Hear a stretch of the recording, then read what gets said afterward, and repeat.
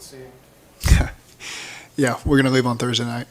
And you've talked a lot about being very regimented with the schedule, and players are creatures of habit. Does that do anything, throw you guys off? Or? No, I think the guys have handled that information really well. And again, this team's done a great job always adjusting when need be. This is an unusual week anyway, 6-day week. We've done it earlier this year for the Carolina game.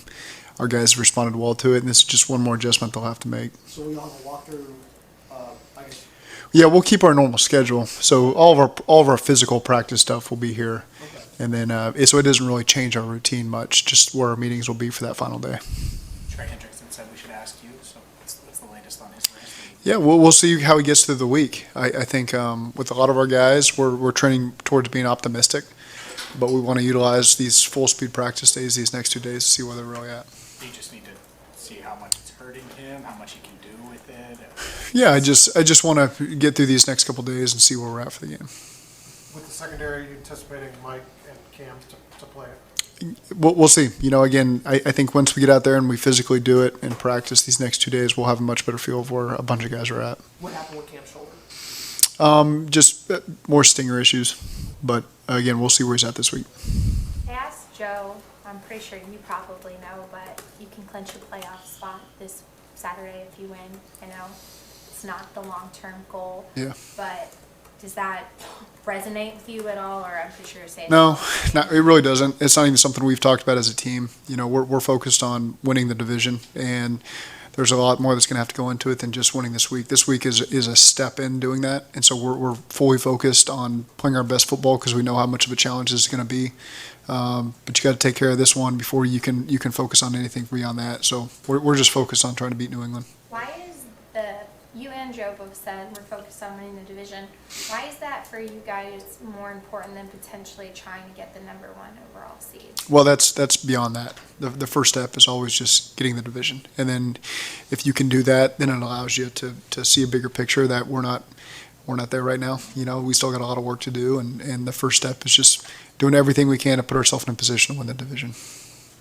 Is it kind of surreal given kind of the struggles early when you got here that you guys could be clinching a playoff berth and it just kind of seems like another week? No, a lot of hard work went into it, but this was always the big picture, and so again, that's why you do it, to build something that can sustain, and that's always why we've talked about doing it the right way and not taking shortcuts by building through the draft and being selective and smart in free agency and acquiring people at different positions of the cut downs and that fit what we want to do so that long term you feel like you've got a team that can have sustained success. We haven't had that yet. This is only really 2 years of moving in that direction, but we feel like we're building it the right way. What has made you guys so good on the road this year and battle tested and handled big moments on the road? That's a good question because you could say the same about our home right now. I feel like we're really playing good at home. So I think overall we're just playing really good football. Sometimes, I always get that feeling, man, I like playing on the road in front of, fans that hate you, and we've had pretty good turnouts there. There's something to that you enjoy, but I think more so I enjoy playing at home in front of our crowd because they've been really good lately. I think the bottom line is we just like playing football. It doesn't matter where you do it. It can be anywhere in a park somewhere, but this team is just a team that just likes to go out there on Saturdays and Sundays and go play ball. Are there different strengths of your team, though, that appeal to different situations? Like, obviously at home you have different advantages, but maybe on the road there's something that appeals to the strength of your team? I always talk about the leadership and these guys being able to just focus on the current week and the current game. I think that plays into it. They don't get distracted when you're on the road. They've got their routine they follow, and I'm always impressed by that.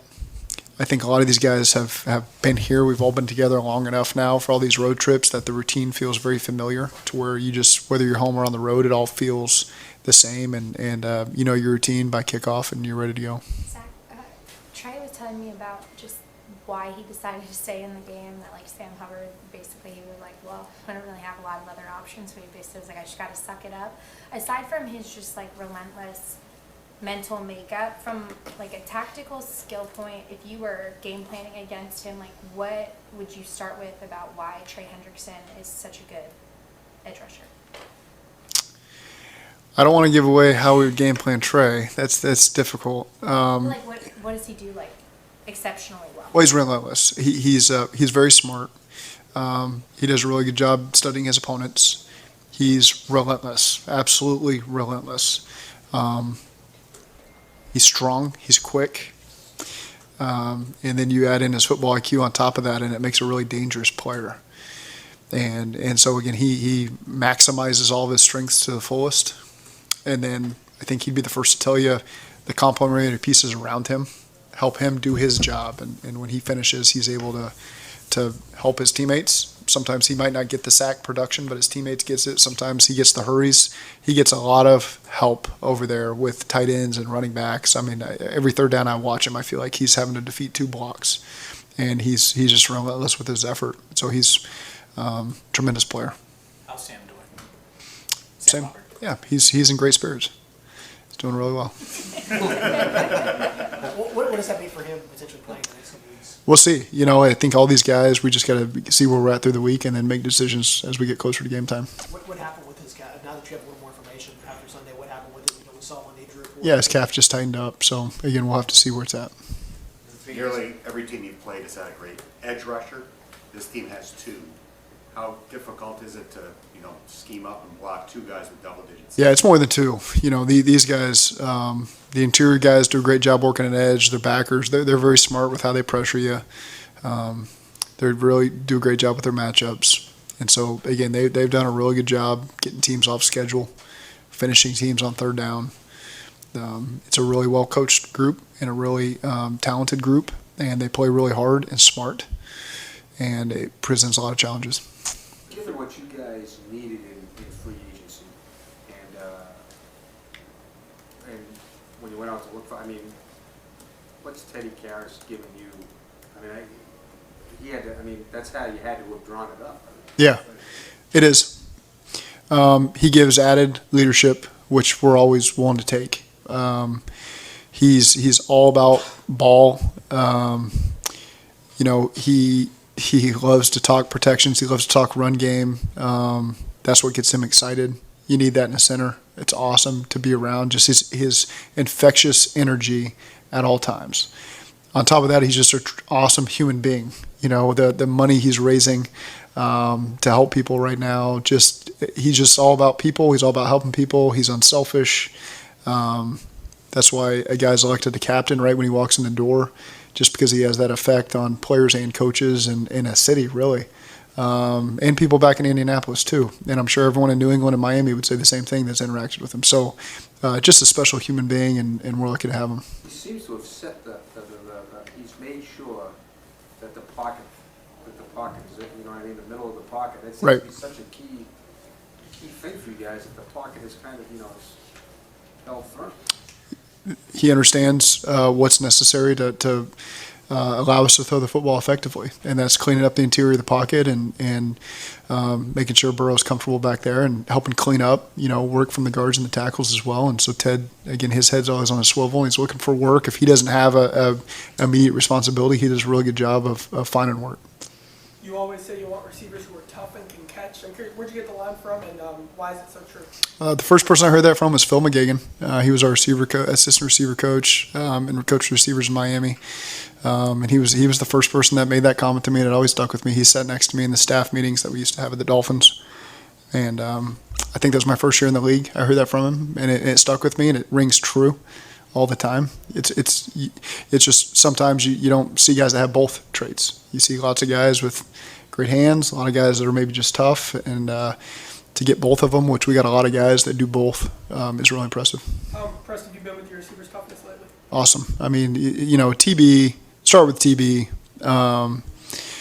He fought for a third down there at the end of the game where he extended for it. He had a great block on Chase's screen that allowed Chase to get a first down as well on the face mask. So there were some times last week we were trying to keep him out of some of those blocks, and he was in there and had to do it, and he did it. And you got T, who was fighting a hamstring for a couple weeks, and he continues to fight through and do everything he can to get on the field. Chase played through whatever the hip deal was he was dealing with earlier, and he wanted to be on the field. And so we just got so many guys like that that are just continuing to fight through. At this point in the year, you got a lot of guys that deal with that. Those are just 3 that I named. I could name a lot more, but that's what's impressive about the physical and mental toughness of our team. From an outsider's perspective, Zach, this team feels really hard to beat, really hard to put away. From all the teams you've been around, as a player, as a coach, is this team unique in that way, or unique traits that come with the team that's really hard to beat? I think it's a special team. It really is. And it's a group that strives for consistency every single week. And I feel that as a coach, that we get that in practice. You always feel good walking on the field for pregame, that there's just really good energy and the guys are locked in. And I've really felt that I've really felt that all season, to be quite honest with you. And, these last couple of weeks, I think our team's just really hitting their stride.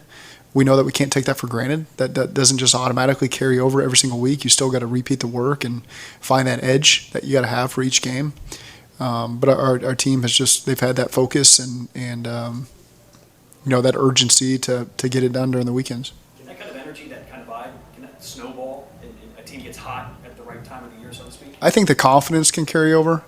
But again, we don't take for granted that the performance is always going to carry over. We still have, you got to reset every single week to start to put in the work and prepare for your next opponent. But I think there's certainly a confidence in this team and an edge to this team that continues to build each week. Will y'all get extra meeting time on Saturday, or I guess on Friday then, because you're going to be in a day early? Like, what does that going to look like? No, it's our schedule will remain the same. So aside from the travel, the schedule will remain the same, and so guys can stay in their routine. You mentioned finding an edge, each week finding that edge. How does the edge change from week to week? I think our guys just walk on the field very confident that they're going to win their matchup, and the confidence comes from they've done the prep in the film room, they've put in the work in the field, and they know that they're talented. And so when you combine those things, it just leads to a really confident player, and then position group, and then unit, and then team. And I think that we've got the right leadership at every single position, and the young guys, they feed off of that, and they understand.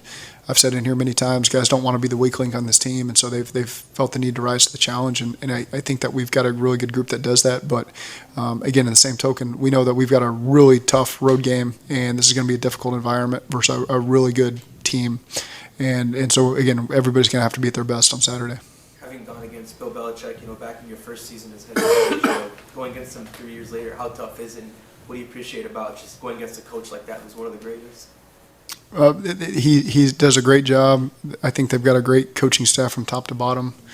They've got really smart players that play. They play smart. You just see that intelligence on the tape, and they're just really skilled as well. And so been up to New England many times, and I know that it's a difficult place to play, and so it'll be fun. We're looking forward to it. When a team loses in last-second spectacular fashion like the Patriots did last week, do you expect a team coming in with a different type of edge the next week? I think the really good teams in this league have the ability, again, to put games quickly behind them and refocus. And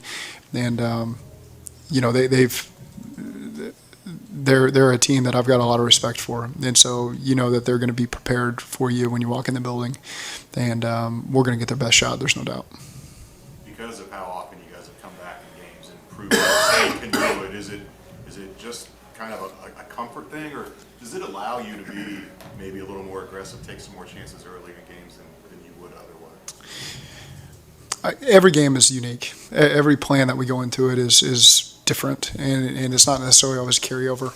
And so, again, there's always things that we're trying to achieve early in a game that may change from week to week. And obviously, we want control early in the game. We don't want to play from behind. We want to do things that allow us to control the game, so we can build on the lead. But again, it's an 18-game season, and you play great teams every week. And there's times when you find yourself in a bit of a hole. And our team has been in that situation enough over 2 years where we know there's no panic and that there's plenty of time on the clock, and that we can find a way to dig ourselves out of it.